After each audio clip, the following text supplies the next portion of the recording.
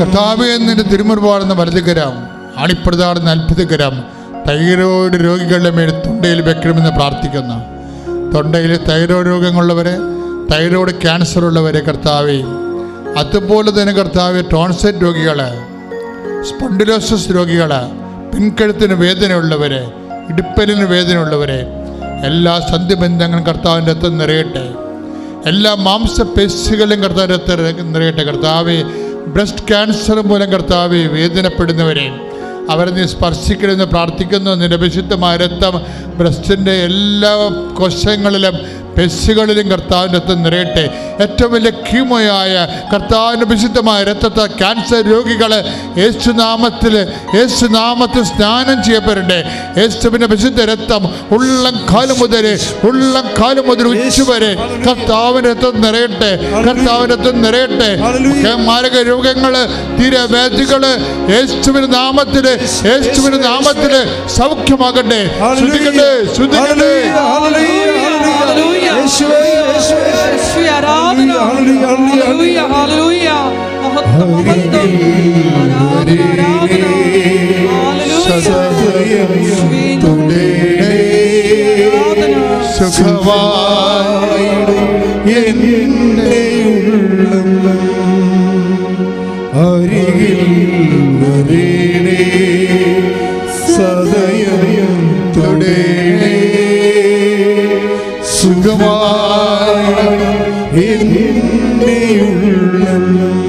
പരിശുദ്ധ പരമദിവ്യകാരുണ്യത്തിന് ആരാധനയും സ്തുതിയും പുകഴ്ചയും ഉണ്ടായിരിക്കട്ടെ. കർത്താവേ, വെള്ളപ്പാണ്ടുള്ളവര്, ശരീരത്തില് ചിരങ്ങും ചൊരികളുമുള്ളവര്, ത്വക്ക് രോഗമുള്ളവര്, വിസർപ്പ രോഗികള്, സോറിയാസിസ് രോഗികള്, കർത്താവേ, നിന്റെ വിശുദ്ധമായ രക്തത്തെ മക്കളെ സ്നാനം ചെയ്യിക്കണമേ. കർത്താവേ, പ്രഭാഷകനിലൂടെ കർത്താവ് 16:12 പ്രാർത്ഥിക്കുന്ന മരുന്നോ ലേവനുമല്ല, അങ്ങയുടെ വചനമാണ് മക്കൾ സുഖപ്പെടുന്ന. യേശുക്രിസ്തു ഉന്നതമായ നാമത്തിൽ അവിടുത്തെ വിശുദ്ധമായ രക്തത്തിൻ്റെ സ്നാനത്താൽ മാരക രോഗങ്ങൾ, തീരവ്യാധികൾ സൗഖ്യമാകട്ടെ. ശ്രുതികട്ടെ.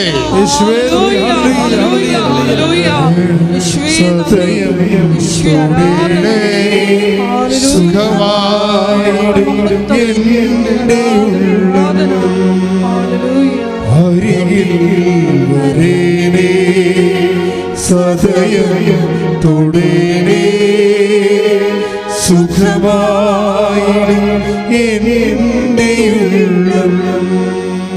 ഉദരാശയത്തിൽ വേദനയുള്ളവരെ പൊക്കിൻ്റെ താഴെ കൈവച്ചുകൊണ്ട് പ്രാർത്ഥിച്ചുകൊണ്ടിരിക്കേണ്ടതാണ്. ഉദരാശയത്തിൽ വേദനയുള്ളവര്, ഗർഭാശയത്തിൽ വേദനയുള്ളവര്, സിസ്റ്റുള്ളവര്, ഫെല്ലോപ്പട്ട ട്യൂബ് ബ്ലോക്കായിരിക്കുന്നവര്, ഗർഭാശയത്തിൽ സിസ്റ്റുള്ളവർ, അണ്ടവാഹിനിയിൽ സിസ്റ്റമുള്ളവർ, അണ്ടാശയത്തിൽ സിസ്റ്റമുള്ളവർ ഒക്കെ അവിടെ എല്ലാം കൈകൾ വെച്ചുകൊണ്ട് പ്രാർത്ഥിക്കേണ്ടതാണ്.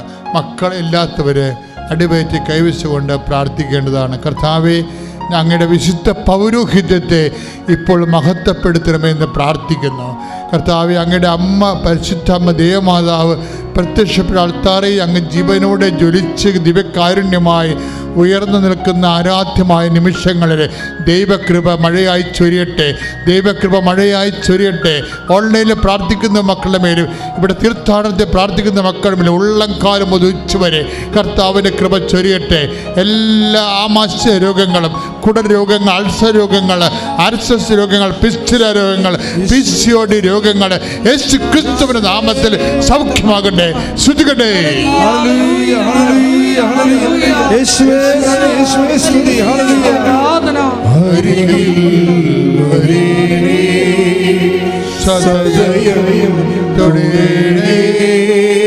സുഖമായി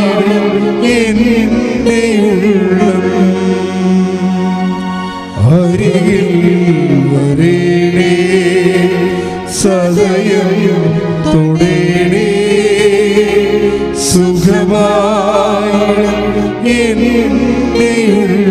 പരിശുദ്ധ പരമ ദിവ്യകാരുണ്യത്തിന് ആരാധനയും സ്തുതിയും പുകഴ്ചയും ഉണ്ടായിരിക്കട്ടെ. കർത്താവേ, നിന്റെ ഉന്നതമായ നാമത്തിന് സ്വസ്ഥം ചെയ്യുന്ന കരള് രോഗികളെ സ്പർശിക്കണമേ. കർത്താവേ, കളർ വ്യത്യാസമുള്ളവരെ, വീക്കമുള്ളവരെയും സ്പർശിക്കണമേ. ശ്വാസകോശം ചുരുങ്ങിപ്പോകുന്നവരെ സ്പർശിക്കണമേ. ബ്രെയിൻ ചുരുങ്ങിപ്പോകുന്നവരെ സ്പർശിക്കണമേ. കർത്താവെ, കിഡ്നി ചുരുങ്ങിപ്പോകുന്നവരെ സ്പർശിക്കണം. കർത്താവെ, നിന്റെ വിശുദ്ധമായ രക്തത്താൽ, നിന്റെ വിശുദ്ധമായ വലംകരങ്ങളാൽ ചുരുങ്ങിപ്പോകുന്ന മുഴുവൻ അവയവങ്ങളുടെ മേൽ കർത്താവിന്റെ വലതുകരം പതിക്കട്ടെ. I command you in the name of Jesus Christ to be healed. യേശുവേ സ്തുതി. Hallelujah, hallelujah, hallelujah, hallelujah, hallelujah. ആരാധന, ആരാധന. സദയം തുടരേ സുഖമായി പരിശുദ്ധ പരമദിവ്യകാരുണ്യത്തിന് ആരാധനയും സ്തുതിയും പുകഴ്ചയും ഉണ്ടായിരിക്കട്ടെ.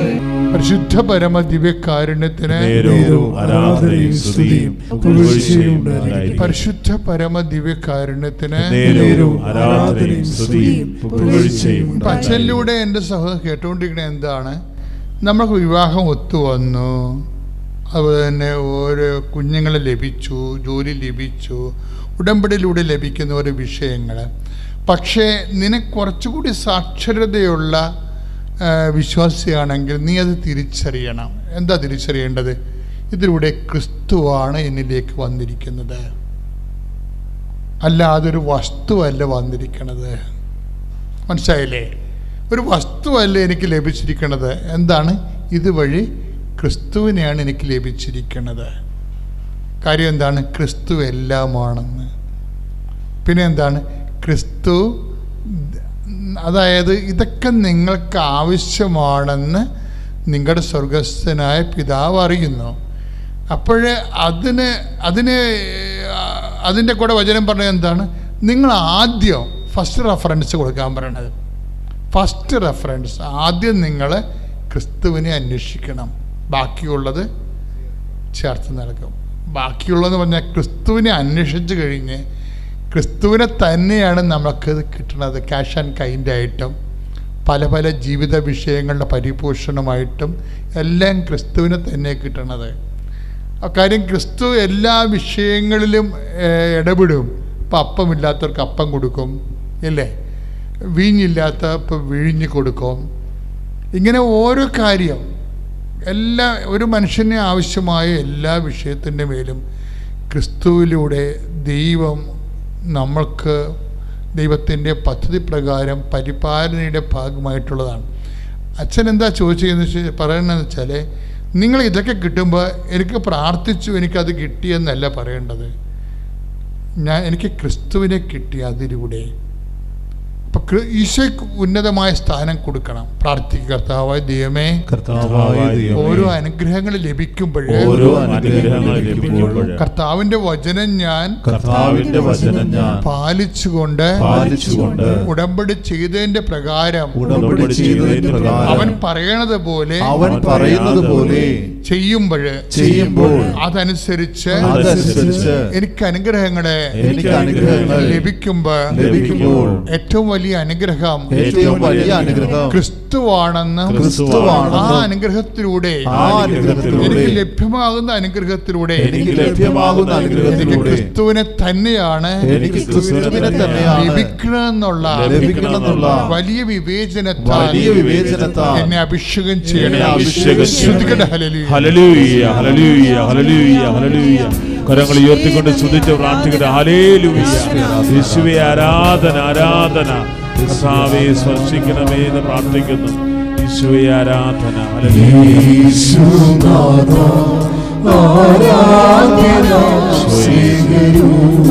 യേശുവേ സ്പർശിക്കണമേ.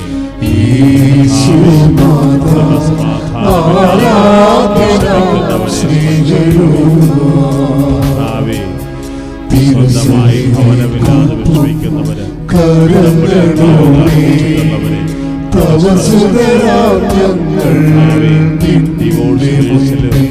അകപ്പെട്ടിരിക്കുന്നവരെ സ്പർശിക്കണം. സങ്കടങ്ങൾ സമർപ്പിച്ചിട്ടുള്ളവരെ സ്പർശിക്കണമേ. നേരവും ആരാധനയും സ്തുതിയും പുകഴ്ചയും ഉണ്ടായിരിക്കട്ടെ. പരിശുദ്ധ പരമദിവ്യകാരുണ്യത്തിന് നേരവും ആരാധനയും സ്തുതിയും പുകഴ്ചയും ഉണ്ടായിരിക്കട്ടെ. പ്രിയപ്പെട്ടവരെ, നമ്മൾ ഇപ്പോഴേ ധ്യാനം സഞ്ചരിച്ചുകൊണ്ടിരിക്കുന്നതിൻ്റെ വഴിയെന്ന് പറയുന്നത് വാഗ്ദാനം പ്രാപിക്കുന്നതിന് വേണ്ട ആവശ്യങ്ങൾ എന്തെല്ലാം ഉണ്ടെങ്കിൽ നമുക്ക് വാഗ്ദാനം പ്രാപിക്കാം, എന്തെല്ലാം നമ്മുടെ ഉണ്ടെങ്കിൽ. അപ്പോൾ നമ്മൾ ആദ്യം കണ്ടത് എന്താണ്? ഗലാത്യർ 4:3-22 എന്താ കണ്ടത്? വിശ്വാസം ഉണ്ടെങ്കിൽ നമുക്ക് വാഗ്ദാനം പ്രാപിക്കാം. പിന്നെ എന്താണ് വേണ്ടത്? പ്രത്യാശ, പ്രാർത്ഥന. പ്രത്യാശയും പ്രാർത്ഥനയും. അതിൻ്റെ വചനം നടപടി പുസ്തകം 26:7. നടപടി പുസ്തകം 26-ാം അധ്യായം 7-ാമത്തെ വാക്യം. ഞങ്ങളുടെ പ്രിയമുള്ളവരെ, ഞങ്ങളുടെ 12 ഗോത്രങ്ങളും രാത്രിയും പകലും തീഷ്ണതയോടെ ആരാധന അർപ്പിച്ചുകൊണ്ട് ഈ വാഗ്ദാനം പ്രാപിക്കാമെന്ന് പ്രത്യാശിക്കുന്നു. അപ്പൊ അതായത് ദൈവജനത്തിന് വാഗ്ദാനം പ്രാപിക്കാൻ കൊടുത്തിരിക്കുന്ന രണ്ടാമത്തെ ഒരു വഴി എന്ന് പറഞ്ഞാൽ എന്താണ്? രാത്രിയും പകലും പ്രാർത്ഥിക്കുക. ഇപ്പോൾ ഉടമ്പടിയിൽ ഒത്തിരിയേറെ പ്രാർത്ഥനയുണ്ട് അല്ലേ? ഇപ്പം ഞാനൊക്കെ രാത്രി 2 മണിക്ക് എഴുന്നേറ്റ് പ്രാർത്ഥിക്കും. കുറേ വർഷങ്ങളായിട്ട് അങ്ങനെ പ്രാർത്ഥിക്കും. അസുഖമാണെങ്കിൽ ഭയങ്കര തളർന്നൊക്കെ പോവുകയാണെങ്കിൽ ആ ദിവസങ്ങളിൽ ചിലപ്പോൾ എഴുന്നേക്കാൻ താമസിക്കുന്നേ ഉള്ളൂ. അല്ലെങ്കിൽ 2 മണിക്കും 12 മണിക്കും ഇടയ്ക്ക് രാത്രി പ്രാർത്ഥിച്ചിരിക്കാം. അത് രാത്രി പ്രാർത്ഥനയ്ക്ക് പ്രത്യേകതയുണ്ട്. എന്താണ്? നമ്മൾക്ക് സാധാരണ പ്രാർത്ഥനയേക്കാൾ ഉപരി നമുക്ക് കുറച്ച് അതിൻ്റെ അകത്ത് കമ്മിറ്റ്മെൻറ്റ്സ് വേണം. രാത്രി പ്രാർത്ഥിക്കണമെങ്കിൽ ഇപ്പോൾ ഞാനൊരു ജപമാല ചെല്ലത്തുള്ളൂ, ചിലപ്പോൾ 2 ജപമാല ചെല്ലും. വെച്ചാൽ ഉറക്കം പോവുമല്ല നമ്മൾ. സ്വാഭാവികമായിട്ട് രാത്രി പ്രാർത്ഥിക്കുമ്പോൾ എഴുന്നേറ്റിട്ട് പിന്നെ പ്രാർത്ഥിക്കുകയാണെങ്കിൽ നമ്മുടെ മൈൻഡൊക്കെ വേറെ സെറ്റാവും. ആ ഉറക്കം പോയി കഴിഞ്ഞാൽ പിന്നെ അപ്പോൾ നമുക്ക് ഒരു പ്രാർത്ഥന കൂടി, ഒരു ജപമാല ചെല്ലാനുള്ള സമയം കൂടി കിട്ടും. ചിലപ്പോൾ 2 ജപമാല ചെല്ലും. ഇപ്പം അങ്ങനെ ചെല്ലണമെന്ന് പറയുമ്പോൾ അങ്ങനെ ഉണർന്നിരിക്കുമ്പോൾ, രാത്രി കാലങ്ങൾ ഉണർന്നിരിക്കുമ്പോൾ അതിൻ്റെ അകത്തുനിന്ന് ഉണ്ടാകുന്നത് വിശ്വാസം മാത്രമല്ല, രാത്രി പ്രാർത്ഥനയ്ക്ക് സ്നേഹമുണ്ടാകും ദൈവത്തോട്. കാര്യം ദൈവവും നമ്മളും മാത്രമേ ഉള്ളൂ അവിടെ. 2 വ്യക്തികൾ. ഉടമ്പടി എടുത്ത നീയും ഉടമ്പടിയുടെ കക്ഷിയായിരിക്കണ അടുത്തതാരാണ്? ദൈവമാണ് അല്ലേ? ഉടമ്പടിയുടെ 1-ാം കക്ഷി ദൈവവും 2-ാം കക്ഷി നമ്മളുമാണ്. ഇത് ഉഭയ കക്ഷിയാണ്, അതായത് ബൈലാറ്ററൽ എഗ്രിമെൻ്റാണ്. അപ്പം നമ്മൾ നമ്മുടെ കക്ഷിയുമായിട്ട് കാണുകയാണ്. അപ്പം നിസ്സാര കാര്യമല്ലത്. കാര്യം പകലൊക്കെ ഒത്തിരിയേറെ ആൾക്കാരൊക്കെ അവിടെ ഇവിടെയൊക്കെ നടക്കുകയും വിളിക്കുകയും നമ്മൾ തിരക്കുകയും അന്വേഷിക്കുകയും ചെയ്യുമ്പോഴും രാത്രി ഈ സമയത്ത് ആരും നമ്മളെ വിളിക്കാനില്ല. നമ്മൾ ദൈവത്തിൻ്റെ കൂടെ ഇരിക്കുകയാണ്. അപ്പം ഇപ്പം എന്താ പറഞ്ഞത്? അതാണ് പൗലോസ് പറയണത്. ഈ ആക്സ് നടപടി പുസ്തകം 26:7 ഞങ്ങൾ 12 ഗോത്രങ്ങളാണ്. 12 ഗോത്രങ്ങളും രാത്രിയും പകലും തീഷ്ണതയോടെ ആരാധന അർപ്പിച്ചുകൊണ്ട് ഈ വാഗ്ദാനം പ്രാപിക്കാമെന്ന് പ്രത്യാശിക്കുന്നു. അതാണ് വാഗ്ദാനം പ്രാപിക്കുന്നതിൻ്റെ ഒരു സംഭവം. ഇടതടവില്ലാതെ പ്രാർത്ഥിക്കുക. അപ്പം നിങ്ങൾ ഓർക്കും ഒരു പണിക്കും പോകാതിരുന്ന് പ്രാർത്ഥിക്കുക. അങ്ങനെയല്ല, മനസ്സിലൊരു ഓർമ്മയാണെല്ലാം അല്ലേ? മനുഷ്യന് വേണമെങ്കിൽ ഏത് സമയത്ത് വേണമെങ്കിലും ഓർക്കാം.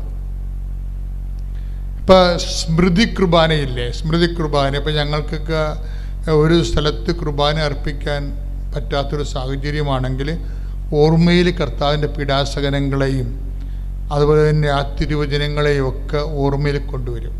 എനിക്ക് സാഹിത്യ അക്കാദമി പഠിക്കുന്ന കാലത്തേക്ക് അങ്ങനെയൊക്കെ സംഭവിച്ചിട്ടുണ്ട്. ഒരു 2 ദിവസങ്ങളിൽ എനിക്ക് ബലിയർപ്പിക്കാൻ പറ്റാത്തൊരു കണ്ടീഷൻ. അവിടെ കുർബാന അർപ്പിക്കാൻ പറ്റിയ യോഗ്യതയുള്ള സ്ഥലമല്ല. അങ്ങനെയുള്ള സ്ഥലങ്ങളൊക്കെ അപൂർവമല്ലേ? അപ്പം അങ്ങനെ വരുമ്പോൾ നമ്മൾ എന്ത് ചെയ്യും?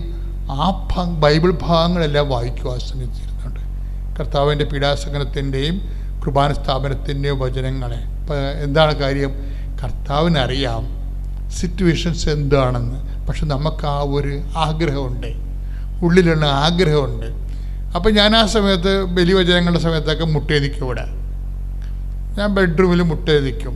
അതെന്താ വെച്ചാൽ എന്താ സംഭവിച്ചാൽ അപ്പോഴാരെ കാണിക്കാനാണ് ആ മുട്ടേ നിൽക്കുന്നത്? ദൈവത്തെ കാണിക്കാനാണ്. എന്താ കാര്യം? ഞാനും ദൈവവും മാത്രമേ എൻ്റെ മുറിയിലുള്ളൂ, ഈശോയും മാത്രമേ ഉള്ളൂ. പക്ഷേ എൻ്റെ ആ സ്വകാര്യതയിൽ ഏറ്റവും പ്രധാനപ്പെട്ട ആൾ എൻ്റെ ദൈവം തന്നെയാണ്. ഇതാണ് വിഷയം എന്നത്. നിൻ്റെ സ്വകാര്യതയിൽ ദൈവത്തിന് അറിയണം നിൻ്റെ ഏറ്റവും പ്രിയപ്പെട്ട ആൾ ദൈവമാണെന്ന്. ഇവിടെയാണ് നമുക്ക് പാളിപ്പോണത്. സാധാരണ മനുഷ്യൻ്റെ സ്വകാര്യതയിൽ പറയേണ്ട കാര്യമില്ലല്ലോ. നിങ്ങൾ പറയേണ്ട കാര്യം, ഞങ്ങൾ 10,000 കുമ്പസാരം കേട്ടുള്ളതാണ്. സാധാരണ മനുഷ്യൻ്റെ സ്വകാര്യതയിൽ ദൈവമല്ല, ദൈവം അവസാനത്തെ ആൾ പോലും അല്ല. ഇതാണ് ഒരു സ്പിരിച്വൽ ട്രാജഡി. സാധാരണ മനുഷ്യൻ്റെ സ്വകാര്യതയിൽ ദൈവം ആദ്യത്തെ ആളുമല്ല, അവസാനത്തെ ആളുമല്ല.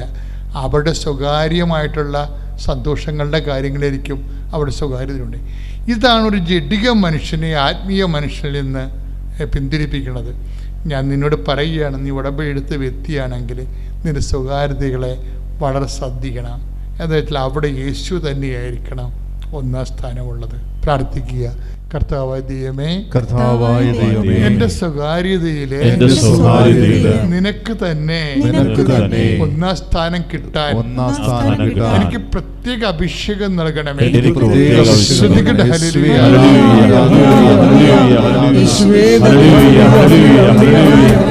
ഉയർത്തിക്കൊണ്ട് ശ്രദ്ധിക്കട്ടെ. ഹല്ലേലൂയ. യേശുവേ ആരാധന. കർത്താവായ ദൈവമേ, ഞങ്ങൾ അങ്ങേ സ്തുതിച്ച് പ്രാർത്ഥിക്കുന്നു. കർത്താവേ, ഞങ്ങളുടെ കുടുംബങ്ങളെ സമർപ്പിക്കുന്നു, ഞങ്ങളുടെ മക്കളെ സമർപ്പിക്കുന്നു, ഞങ്ങളുടെ ജീവിത ദുരിതങ്ങളെ സമർപ്പിക്കുന്നു, ഞങ്ങളുടെ ഭാരങ്ങളെ സമർപ്പിക്കുന്നു, കുടുംബ സമാധാനമില്ലാത്ത അവസ്ഥകളെ സമർപ്പിച്ച് പ്രാർത്ഥിക്കുന്നു.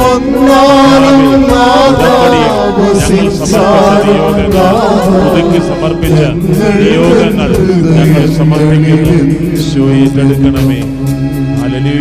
ഞാൻ ഒരുപാട് സങ്കടപ്പെട്ടു. ഞാൻ അമ്മയോടൊക്കെ ഞാൻ പറഞ്ഞ അമ്മ സഞ്ചാരി മാതാവല്ലേ, അമ്മയെ മാത്രമേ ഉള്ളൂ ഞങ്ങൾക്ക് ഇനി രക്ഷ. അമ്മ ഇനി എൻ്റെ കാര്യങ്ങൾ അമ്മ ഏറ്റെടുക്കുക. ഞങ്ങളുടെ ജീവിതത്തിലോട്ട് അമ്മ കടന്നു വന്ന് എൻ്റെ ഈ പ്രശ്നത്തിൽ നിന്ന് എൻ്റെ അമ്മേനെ രക്ഷിക്കുക എന്ന് ഞാൻ വളരെയേറെ വിഷമത്തോടെ എൻ്റെ അമ്മയോടൊക്കെ പറഞ്ഞു. അന്ന് രാത്രി ഞാൻ കിടന്നുറങ്ങിയപ്പോൾ എൻ്റെ അമ്മ മാതാവ് എന്നെ ഒരു സ്വപ്നം കാണിക്കുകയാണ്. ഞങ്ങളുടെ വീട് നിൽക്കുന്ന ഭാഗത്ത് വലിയ ഉരുൾപൊട്ടലുണ്ടായി. അവിടെയുള്ള മറ്റുള്ള വീടുകളൊന്നും ഞാൻ കാണുന്നില്ല, എൻ്റെ വീട് മാത്രം നിൽക്കുകയാണ്. അപ്പോൾ തൊട്ടടുത്ത് എൻ്റെ മാതാവ് നിൽക്കുന്നുണ്ട്. അപ്പോൾ ഞാൻ ചോദിക്കുന്നു, ഇത് ആരുടെ വീടാണ്? അപ്പോൾ എൻ്റെ മാതാവ് പറയുന്നത് അത് നിൻ്റെ വീടാണ്. പിന്നെ ഞാൻ നോക്കുമ്പോൾ കാണുന്നത് ഒരാൾ ഒരു ചുറ്റിക പോലെയുള്ള വലിയൊരു ഇരുമ്പിൻ്റെ ഒരു വടിയുമായിട്ട് വന്ന് ഞങ്ങളുടെ വീടിൻ്റെ പില്ലറൊക്കെ പൊട്ടിക്കാൻ ശ്രമിക്കുന്നു. അന്നേരം ഞാൻ മാതാവിൻ്റെ അന്നേരം മാതാവ് അവരോട് പറയുന്നു, ഒന്നും ചെയ്യണ്ട, അത് പൊട്ടത്തില്ല, ആ വീട് എന്നും നിലനിൽക്കും, ആ വീടിന് ഒന്നും സംഭവിക്കില്ല എന്ന് എൻ്റെ അമ്മ പറയുന്നു. പിറ്റേ ദിവസം ഞാൻ വളരെയേറെ സന്തോഷത്തോടു കൂടി ഞാൻ എഴുന്നേറ്റ് എൻ്റെ അമ്മച്ചിയൊക്കെ പറഞ്ഞു, അമ്മ നമുക്ക് ഇൻഷുറൻസിൻ്റെ ക്ലെയിം കിട്ടും, നമ്മുടെ വീട് നമുക്ക് നഷ്ടപ്പെടുത്തില്ല, മാതാവ് നമ്മുടെ കാര്യം ഏറ്റെടുത്തു, അമ്മ നമ്മുടെ കാര്യം നോക്കിക്കോളൂ എന്ന് പറഞ്ഞു. ഞാൻ ഈ ഉടമ്പടി എടുത്തിട്ട് ഉടമ്പടി പറഞ്ഞിരിക്കുന്ന എല്ലാ കാര്യവും ഞാൻ വളരെയേറെ ഭംഗിയായിട്ട് ഞാൻ നോക്കി. ഞാൻ എല്ലാ ദിവസവും പള്ളിയിൽ പോയി കുർബാന കൂടി കുമ്പസരിച്ചു. പിന്നെ കാരുണ്യപ്രവൃത്തികൾ മാത്രമായിരുന്നു ഇച്ചിരി ഞാൻ ചെയ്യാൻ പുറകോട്ട് പോയത്. അപ്പോൾ എൻ്റെ തടസ്സങ്ങൾക്ക് കാരണം മനസ്സിലാക്കി ഞാൻ പിന്നെ കാരുണ്യപ്രവൃത്തികൾ ചെയ്തു. ഞാൻ ഈ കൃപാസനത്തിൽ വന്ന് ഉടമ്പടി പത്രം വാങ്ങിച്ച് ഓരോ വീടുകളിലും കൊണ്ടു കൊടുക്കും. കൂടുതലും അന്യമതക്കാർക്കാണ് കൊടുക്കുന്നത്. അവിടെ ഇരുന്ന് എൻ്റെ മാതാവിനെ പറ്റി, മാതാവ് തരുന്ന കൃപകളെ പറ്റി അവരുടെയൊക്കെ സംസാരിച്ചുകൊണ്ടാണ് ഞാൻ കൊടുക്കുന്നത്. ഒരുപാട് പേർക്ക് വിശ്വാസമായി അവരിവിടെ ഉടമ്പടി എടുക്കാനും മാതാവിൻ്റെ സന്നിധിയിൽ വരാനും വേണ്ടി ആഗ്രഹിക്കുന്നു. അങ്ങനെ കഴിഞ്ഞ മാർച്ച് 29-ാം തീയതി ഞങ്ങൾക്ക് ഉടമ്പടി പുതുക്കേണ്ട ദിവസമായി. ആ 29-ാം തീയതിയുടെ തലേ ദിവസം ബഹുമാനപ്പെട്ട ജോസഫ് അച്ഛൻ്റെ ഉടമ്പടി ധ്യാനം ഞങ്ങൾ ഓൺലൈൻ വഴി കൂടുമായിരുന്നു, ഞാനും അമ്മച്ചിയും കൂടെ. അപ്പോൾ രോഗി സൗഖ്യത്തിനായിട്ടുള്ള പ്രാർത്ഥന ഇടയ്ക്ക് അച്ഛൻ പറയുന്നുണ്ട്, ബാങ്കിൽ നിന്ന് ഇപ്പോൾ ഇൻട്രസ്റ്റ് കൂടി, ബാങ്കിൽ നിന്നും ലോൺ എടുത്തിട്ട് തിരിച്ചടയ്ക്കാൻ പറ്റാതെ ഒരുപാട് പേര് വിഷമിക്കുന്നുണ്ട്, നമുക്ക് അവർക്ക് വേണ്ടി കൂടി പ്രാർത്ഥിക്കാമെന്ന് അച്ഛൻ പറയുന്നുണ്ട്. ഞാൻ ഉടനെ അമ്മച്ചിടക്ക് ഞാൻ പറഞ്ഞു, അമ്മ നമ്മുടെ കാര്യം മാതാവ് ഏറ്റെടുത്തു, അച്ഛൻ പറയുന്ന കേട്ടില്ല, ഇത് നമുക്ക് വേണ്ടിയാണ് അച്ഛൻ ഈ പറയുന്നത്. അന്ന് അതിൻ്റെ പിറ്റേ ദിവസമാണ് ഞങ്ങൾ ഉടമ്പടി പുതുക്കാൻ വേണ്ടി ഇവിടെ വരുന്നത്. അന്ന് രാവിലെ ഞാൻ എഴുന്നേറ്റു, പ്രത്യക്ഷീകരണ പ്രാർത്ഥന ചൊല്ലി അമ്മയുടെ മുന്നിൽ നിന്ന് ഞാൻ പറഞ്ഞു, അമ്മേ, എൻ്റെ ആദ്യത്തെ നിയോഗം എന്ന് പറയുന്ന ഇൻഷുറൻസിൻ്റെ ക്ലെയിം കിട്ടി എൻ്റെ ലോൺ ക്ലോസ് ചെയ്യണമെന്നാണ്. അതെനിക്ക് സാധിച്ചിട്ടില്ല. എനിക്ക് ഒരു പരാതിയോ എനിക്കൊന്നുമില്ല. കാരണം എനിക്ക് പൂർണ്ണ വിശ്വാസമുണ്ട്, എൻ്റെ അമ്മ എനിക്കത് സാധിച്ചു തരുമെന്ന് എനിക്ക് പൂർണ്ണ വിശ്വാസമുണ്ട്. ഞാൻ വളരെയേറെ സന്തോഷത്തോടു കൂടിയാണ് അമ്മയുടെ സന്നിധിയിൽ ഉടമ്പടി പുതുക്കാൻ വരുന്നത്.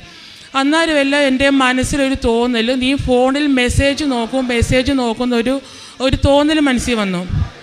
ഞാൻ ഉടനെ തന്നെ എൻ്റെ ഫോൺ എടുത്തു. ഞാൻ മെസ്സേജ് നോക്കിയപ്പോൾ എൻ്റെ ലോൺ ക്ലോസ് ചെയ്യാൻ വേണ്ട തുക 21,42,000 രൂപയാണ്. അത്രയും എമൗണ്ടും എൻ്റെ ലോൺ അക്കൗണ്ടിൽ ക്രെഡിറ്റായി എൻ്റെ ലോൺ ക്ലോസ് ആയെന്നുള്ളൊരു മെസ്സേജാണ് അമ്മ എനിക്ക് അന്ന് തന്നത്. ഞാൻ ഒരുപാട് അമ്മയ്ക്കും തിരിക്കുമാറിന് ഒരുപാട് നന്ദി പറഞ്ഞു. ഞാൻ ഇവിടെ വന്നു ഉടമ്പടി പുതുക്കാൻ വന്നു. തിരിച്ചു പോകുന്നിടം വരെ അമ്മയുടെക്കും തിരിക്കുമാറിന് ഒരുപാട് നന്ദി മാത്രമേ എനിക്ക് പറയാനുണ്ടായിരുന്നുള്ളൂ. അന്ന് ഉടമ്പടി പുതുക്കിയപ്പോൾ 6ാമത്തെ നിയോഗമായിട്ട് ഞാൻ ഒരു കാര്യം കൂടെ എഴുതി. എൻ്റെ 21 ലക്ഷം കൂടാതെ ഇൻഷുറൻസ് ഞാൻ എടുത്തത് 1 ലക്ഷം രൂപയും ലോണായിട്ട് തന്നെയാണ് ഇൻഷുർ ചെയ്തിരുന്നത്. ഞാൻ എൻ്റെ അമ്മയുടെയൊക്കെ പറഞ്ഞു, അമ്മേ, എനിക്ക് ആ 1 ലക്ഷം രൂപയുടെ ഒരു ബാധ്യതയും കൂടെ ഉണ്ട്. എനിക്കിനി മുന്നോട്ട് പോകണമെങ്കിൽ എനിക്ക് ആ ബാധ്യതയും കൂടെ അമ്മ തീർത്ത് തരണം. അതുപോലെ തന്നെ എൻ്റെ നാത്തൂന് അവൾക്ക് കുറച്ച് പൈസ ഒരാൾക്കൊരു സഹായത്തിനായിട്ട് കൊടുത്തിട്ട് അവൾക്കത് തിരിച്ചു കിട്ടുന്നില്ലായിരുന്നു. അപ്പം അവളുടെ പേരും കൂടെ അവളുടെ ബാധ്യത തീർക്കണമെന്നും പറഞ്ഞുകൊണ്ട് ഞാൻ 6ാമത്തെ നിയോഗമൊക്കെ എഴുതി. ഞാൻ ഇവിടെ വന്നിരുന്നു പിന്നെയും പ്രാർത്ഥിച്ചപ്പം എൻ്റെ മനസ്സിൽ ഭയങ്കര ഒരു വിഷമം. കാരണം എൻ്റെ അമ്മ എനിക്ക് 21,42,000 രൂപ എന്ന് പറയുന്ന മാസം 23,000 രൂപ ഒരു അനുമാനമില്ലാതെ EMI അടയ്ക്കേണ്ട അത്രയും വലിയൊരു ബാധ്യത എൻ്റെ അമ്മ എനിക്ക് തീർത്തു തന്നു. എന്നിട്ടും പിന്നെ ഞാൻ ഈ 1 ലക്ഷം രൂപയ്ക്ക് വേണ്ടി അമ്മയുടെയൊക്കെ ചോദിച്ചപ്പോൾ ഞാൻ അമ്മയുടെയൊക്കെ പറഞ്ഞു, അമ്മേ, അത് എൻ്റെ അത്യാഗ്രഹമായി പോയോ, അമ്മ എന്നോട് ക്ഷമിക്കണം, ഞാനത് എങ്ങനെയെങ്കിലും ഒരു 1,350 രൂപ വീതം വെച്ച് അതിന് മാസം EMI വരുന്നുള്ളൂ, അത് ഞാൻ എങ്ങനെ അടച്ചോളാം, അതെനിക്കൊരു ഞാൻ ചോദിച്ചത് എനിക്കൊരു തെറ്റായിട്ട് തോന്നിപ്പോയി. ഞാൻ അമ്മയോട് മാപ്പും പറഞ്ഞു. എനിക്ക് തന്ന വലിയ കൃപകൾക്ക് അമ്മയ്ക്ക് നന്ദിയും പറഞ്ഞു. ഇവിടുന്ന് ഞാൻ തിരിച്ച് വീട്ടിൽ പോയി നേരെ ഞാൻ ബാങ്കിൽ ചെന്നു. സാറിനോട് ഞാൻ ചോദിച്ചു, എൻ്റെ ലോണിൻ്റെ കാര്യം ചോദിച്ചപ്പോൾ സാറ് പറഞ്ഞു, ചേച്ചിയുടെ ഹോം ലോണിൻ്റെ EMI അടയ്ക്കാൻ എല്ലാം 21,42,000 അക്കൗണ്ടിൽ ക്രെഡിറ്റ് ആയിട്ടുണ്ട്. ചേച്ചിക്ക് ഇനി ലോൺ അടയ്ക്കേണ്ട, ചേച്ചിയുടെ ലോൺ ക്ലോസ് ആകും, ഒരാഴ്ചക്കുള്ളിൽ ചേച്ചിയുടെ ഡോക്യുമെൻറ്റ്സ് തിരിച്ചു കിട്ടുമെന്ന് പറഞ്ഞു. അപ്പോൾ ഞാൻ ആ സാറിൻ്റെയൊക്കെ പറഞ്ഞു, സാർ ഇനിയിപ്പോൾ 1 ലക്ഷം രൂപയുടെ ബാധ്യതയും കൂടി ഉള്ളല്ലോ, അത് ഞാൻ മാസം അടച്ചോളാം. അന്നേരം ആ സാറിൻ്റെയൊക്കെ പറഞ്ഞു, ചേച്ചി അതും അടയ്ക്കേണ്ട, ആ ലോണിൻ്റെ പൈസയും ചേച്ചിയുടെ അക്കൗണ്ടിൽ ക്രെഡിറ്റ് ആയിട്ടുണ്ട്. 2ആയിട്ടാണ് ട്രാൻസ്ഫർ ആയിരിക്കുന്നത്. ഒന്ന് ഹോം ലോൺ അക്കൗണ്ടിലോട്ടും 1 ലക്ഷം രൂപയുടെ ഇൻഷുറൻസിൻ്റെ ലോണ് അത് അമ്മയുടെ അക്കൗണ്ടിലോട്ടാണ് ക്രെഡിറ്റ് ആയിരിക്കുന്ന. ചേച്ചിക്ക് ഇനി ഒരു ബാധ്യതയില്ല. 2 ലോണും തീർക്കാനുള്ള പൈസ ചേച്ചിയുടെ അക്കൗണ്ടിൽ വന്ന് ചേച്ചിക്ക് ലോൺ ക്ലോസ് ആയിരുന്നു. അവിടെ വെച്ച് എൻ്റെ അമ്മയ്ക്കും തിരിക്കുമാറിന് 1000 ഞാൻ തെറ്റാണെന്ന് പറഞ്ഞ കാര്യം പോലും വിചാരിച്ചത് അമ്മ എനിക്ക് എൻ്റെ ബാധ്യത മനസ്സിലാക്കി എൻ്റെ അമ്മയും തിരിക്കുമാറിന് എനിക്ക് സഹായിച്ചു തന്നു. ഈ കഴിഞ്ഞ പെസഹായുടെ അന്ന് ബാങ്കിൽ നിന്ന് എന്നെ വിളിച്ചു, എൻ്റെ ആധാരം എനിക്ക് തിരിച്ചു തന്നു.